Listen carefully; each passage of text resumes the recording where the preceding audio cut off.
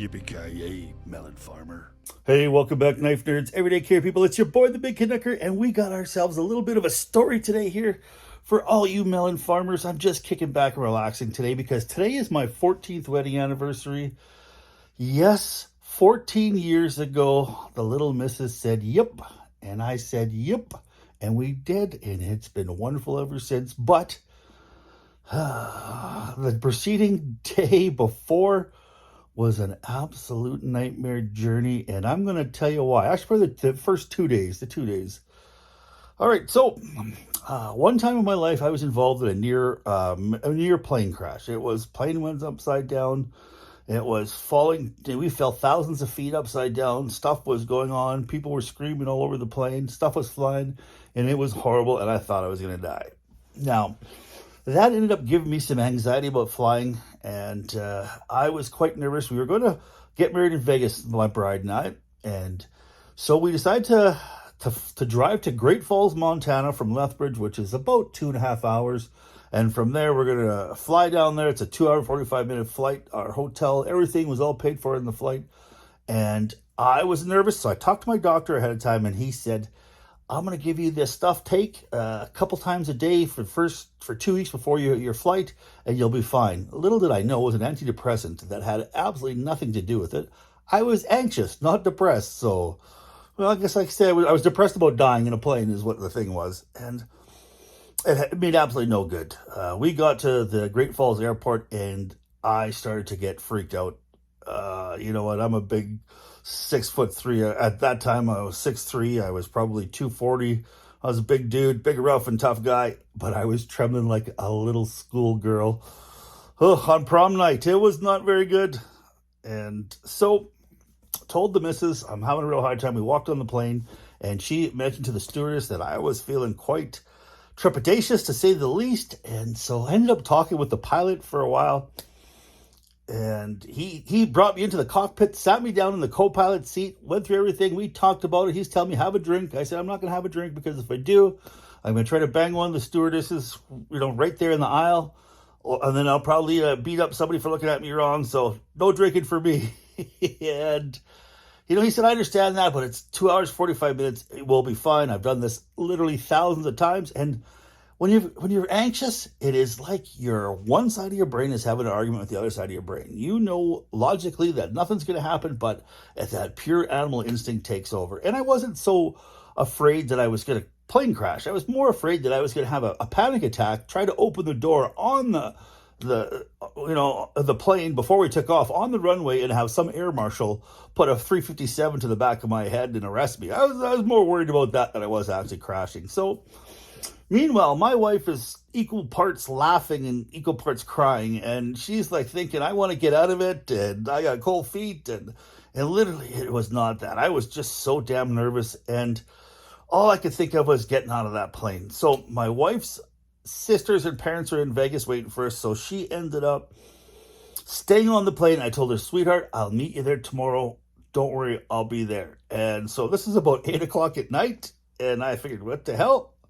I'm going to drive straight through to Vegas. So I went, got myself at a gas station and filled up. We had a Jeep Liberty back then. And I filled that up, and I got about 8 Rockstar energy drinks and a couple of Red Bulls and, a whole schwack of beef jerky. And I asked the guy at the gas station, how do I get to Vegas? He pointed to the road outside and said, see that road? That's I-17. You go on there, take a left, and you drive on there for 1,000 miles. Don't get off, and you'll run into Vegas. And for pretty much it was true. I got on this, and I went through all sorts of stuff, drove through the mountains in Montana. I'm trying to remember some of the places I hit in Montana that were very, very rustic, to say the least. I'd stop in and get some gas. I think the first place I stopped in, I can't even remember what it was. It was some little town in Montana, and they had a 24-hour gas station, and they were amazed to see some Canadian bug-eyed on Red Bull and rock stars stroll into their gas station at about, I'm going to say 2 o'clock in the morning, 3 o'clock in the morning, on my way to Vegas to get married. And it was, I got lots of looks. So I drove through 17 and a half hours it took me. I tried stopping in Idaho for a quick 20-minute nap, but this little boy from Canada has not seen some of these big, massive, giant truck stops, or not even truck, like truck rest areas where you could fit 50, 50 trucks in there, no problem. And I'm in this little Jeep Liberty, and I was trying to sleep, and I was imagining that some big old truckers, who is half corked on speed, backing into me and running me over in the middle of the night and killing me, and I just could not sleep. So I had maybe 20 minutes in Idaho. Jumped on the I-17 and kept on going. Hit the morning time I was in Salt Lake City, Utah, which is, I got to say, that I-17 turns into about 8 lanes on each side, and there's people going all over like crazy, and I'm trembling because I'm so damn tired, but I kept on giving her. And then I hit Arizona. There's a little spot where I-17 runs into the corner of Arizona, and it is absolutely beautiful, but very, very scary if you're afraid of heights. And that little 10 miles, I think it's through, that little 10 miles through Arizona scared the poop out of me. But I made it through. I rolled into, I think, Vegas, I think at about 3 in the afternoon. It was quite the journey. I couldn't find my hotel. I found my hotel, but there was a shooting, I think, that went on, so I couldn't drive into my hotel, so I had to park at a different hotel parkade. And then I asked one of the security guys there if it's okay to park there for just a few minutes until it clears out, because I told him the situation, and he said, "Hey, are you Indigenous?" And I said, "Yes, I am, actually. I'm from Canada, and I'm Cree." And he said, "Buddy, you do not have to worry one bit. We'll look after your Jeep, and you can park it there all weekend if you want." And he was absolutely true to his word. So I guess the Indigenous look after the Indigenous down in Vegas. It was actually quite nice.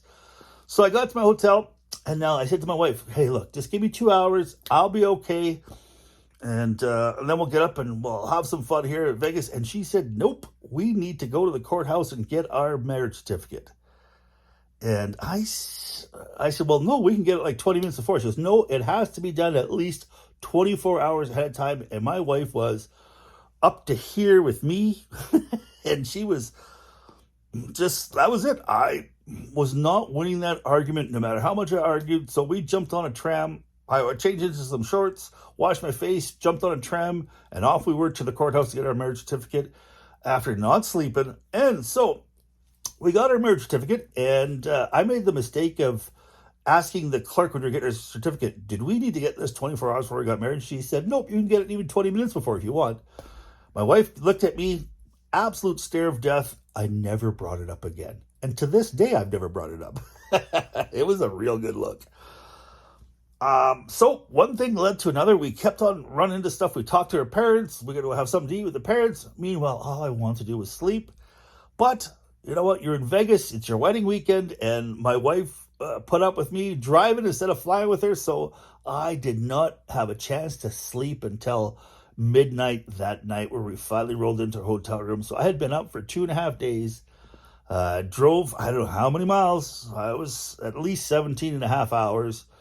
And I laid my head on that pillow, and I was absolutely out the sleep of death till the next morning. And when I woke up, I was refreshed, and I was happy because it was my wedding day.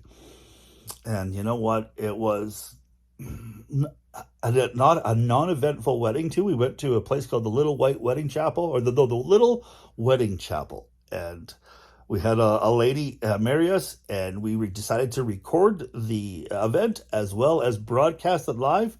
And when my wife walked out of that back room on her father's arm, my heart skipped a beat. I was so in love. My wife looked so beautiful. And we got about halfway through the vows, and somebody walked up to the lady doing the ceremony and whispered in her ear, and she said, "By the way, folks, we forgot to push play on the record, and we forgot to start the broadcast." So she said, "What do you want to do?" And my wife said, "Let's start over." And so we did. We got married twice there. And when she walked out with her on her father's arm the second time, she was so beautiful. My heart skipped a beat the second time. I was absolutely, and still am absolutely in love with my bride. So that's the story how we got married. It was a very, very eventful day, eventful weekend. and it was absolutely wonderful. My life has been a roller coaster since then. It has been wonderful.